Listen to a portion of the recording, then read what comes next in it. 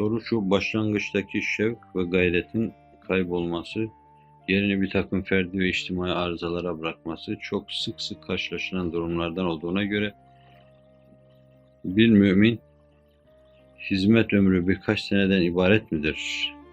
Arkadan gelenler aynı akıbetin tasavvuruyla rencide olmazlar mı deniyor. Öyleyse yani.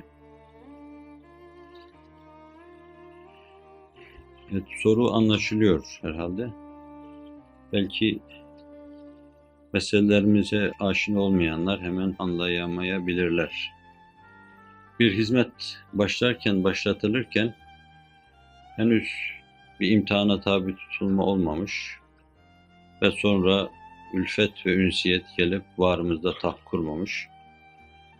Biz şevkli çalışıyoruz. Aradan bir müddet geçtikten sonra şevk yerini bedbinliğe bırakıyor, karamsarlığa bırakıyor, hareket atalete bırakıyor. O mevzuda canlılık yerini başka şeylere terk ediyor. Biz de belki farkına varmadan ciddi bir mahiyet değişikliği baş gösteriyor. Herkes için bahis mevzu değil. Ben hemen dolayısıyla arz edeyim. Eski devirlerde de ve günümüzde de hizmetin başlarken hangi tondan başlamışsa şu ana kadar o tonda hizmeti devam ettiren sahi meşgul arkadaşlarımız vardır ve bunları daima şükranla yad ederiz. Diğer devirlerde de öyle olmuştur. Hazreti Nuh'un yanında baştan yerini alan bir kimse, gemiye binerken de onunla beraber binmiştir. Mevkiini korumuştur Allah'ın tevfikiyle. Hazreti Yuşa aleyhisselam çocukken Hazreti Musa'nın yanına takılır. Kıptilere karşı verdikleri kavgada daima genç çocuk onun yanındadır. Hazreti Hızır'la geçildikleri dönemde de yine Hazreti Musa'nın yanındadır. Fetası onu Yuşa bin Nun ve kardeşi Harun. Tisa arasında 40 sene İsrailoğulları gibi çok çetin bir milleti terbiye etmek için Seyyidina Hazreti Musa'nın bütün cehd ve gayretlerinin yanındadır yine Yuşa bin Nun. Amerikalılara karşı verilen kavgada yine Hazreti Musa'nın yanındadır. Ve burada rivayet ikileşir. Mescid-i Aksa'yı Seyyidina Hazreti Musa mı aldı yoksa kendi vefat etti de Hazreti Yuşa bin Nun mu aldı? Ekseri müfessirler bu ikinci şıkkı tercih ederler. Efendimiz de Buhari ve Müslim'de ifade edilen sahih bir hadis-i şerifte buyururlar ki ben Miraç'a geçerken şöyle işte kızılımtırak veya şu renkte mezarı olan Hazreti Musa'ya uğradım, gördüm, lebbeyk Allahümme lebbeyk diyordu buyurur. Bundan anlaşılıyor ki Seyyidina Hazreti Musa aleyhisselam Mescid-i Aksa'ya giremedi, nasip olmadı. Yuşa bin Nun girdi. Yani sonuna kadar böyle şevkini devam ettiren kimseler vardır. Ama bu arada şevkini kaybeden, huzurla müşerref olduğu halde geriye dönenler de pek çoktur. İsrailiyattan olmakla beraber derin bir hakikati ders vermesi bakımından haiz-i ehemmiyettir. Seyyidina Hazreti Musa müşahedesinden kaçmayan bazı şeyler oluyor. Yıllarca gelip Tevrat dinleyen kimseler, yıllarca peygamberin arkasından koşan kimseler bakıyor ki sonra geriye dönüyorlar, dağılıyorlar.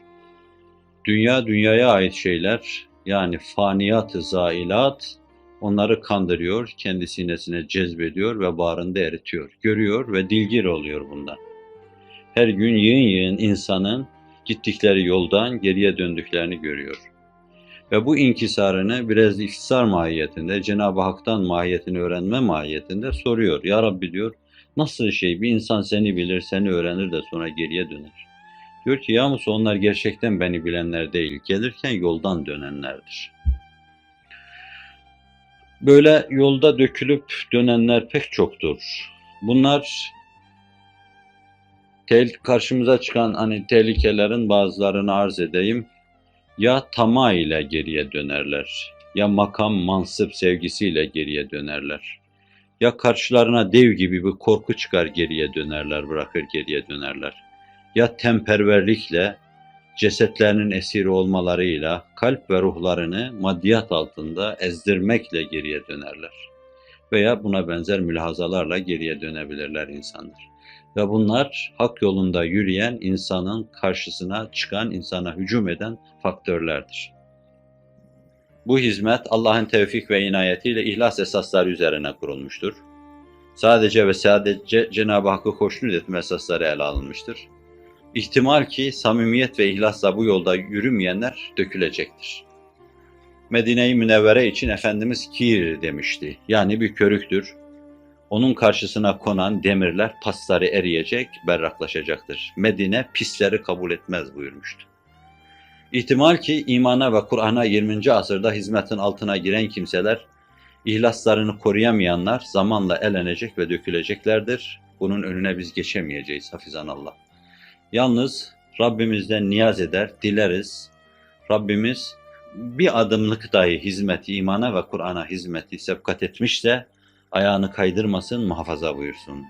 Herkes hakkında dilek ve temennimiz budur. Bir defa öyle buyurdular. Medine-i Münevvere'ye birkaç kişi geldiler. Medine'de o zamanlar imtihan için sari humma vardı. Her büyük dava temele atılırken Cenab-ı Hak önce çok fena sarsar ve ırgalar. Kur'an'ın ayetleri anlatıyor.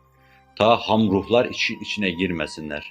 Temelde ham ruhlar olursa çetin bir şeyle karşı karşıya kalınca elenme daha tehlikeli olur. Ciddi bölünmeler olur, parçalanmalar olur.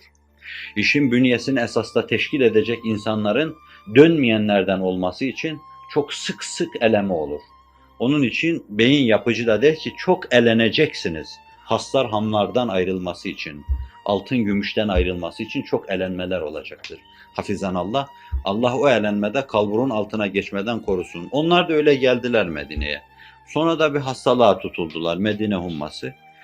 Efendimiz'e dert yanınca buyurdular ki gidin, sadaka develeri var, onların sütlerinden için Buhari Müslim'de, Ebu Davud'un süneninde var vaka. Şifaya bulursunuz. Oraya gittiler, Medine'nin havasını vehim bulmuşlardı biraz. İçtiler, şifaya buldular, sonra çobanı öldürdüler, haklarında ayet nazil olmuştur. Gözlerini semil yaptılar, mil vurdular gözlerine çobanın. Sonra da develer önlerine katıp çekip gittiler.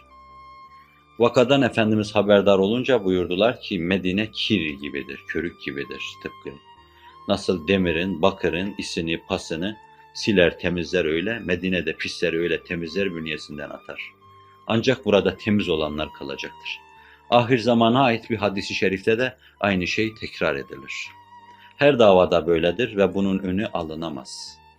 Reccal kaç defa Efendimizle diz dize gelip onu dinlemişti. Reccal'ı Yemame'de Müseylemetül Kezzab saflarında Hazreti Ömer'in kardeşi görünce beyninden vurulmuşa dönmüştü. Efendimiz'e çok diz dize oturmuştu. Elenenler daima çok olacaktır. Allah bizi muhafaza buyursun. Bu mevzuda teminatımız yok. Allah'a çok sığınmak lazım. Hiçbir şeye güvenmemek lazım. Hizmetin önünde koşuyoruz, bayrak taşıyoruz dememek lazım. Birer nefer olarak bu işe intisap ettik.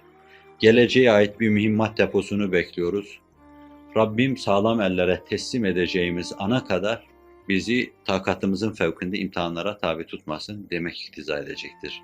Ve diyelim Rabbim kabul buyursun. Yoksa çok dönekler olacaktır.